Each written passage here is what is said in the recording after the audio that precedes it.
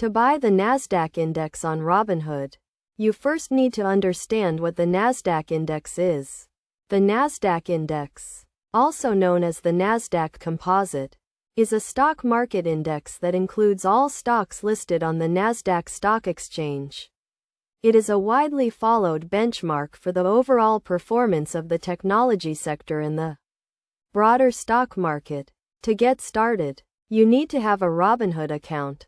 If you do not have one, you can sign up for free on the Robinhood website or mobile app. Once you have an account, you need to fund it with money to buy the Nasdaq index. You can do this by linking your bank account to your Robinhood account and transferring funds. The Nasdaq index is not a single stock that you can buy directly, but you can buy an exchange-traded fund, or ETF, that tracks the performance of the Nasdaq index. One popular ETF that tracks the Nasdaq index is the Invesco QQQ ETF, also known as QQQ. To buy QQQ on Robinhood, you need to search for the ticker symbol QQQ in the search bar on the Robinhood website or mobile app.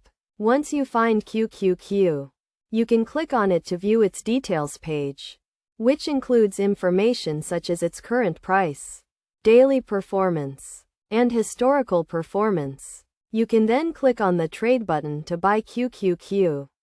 You will be asked to enter the amount of money you want to invest in QQQ.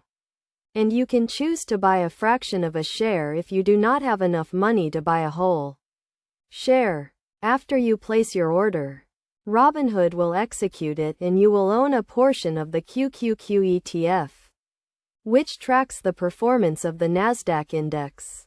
It is essential to do your research and understand the risks and fees associated with buying an ETF before investing. It is also important to have a long-term perspective and a well-diversified portfolio to minimize risk.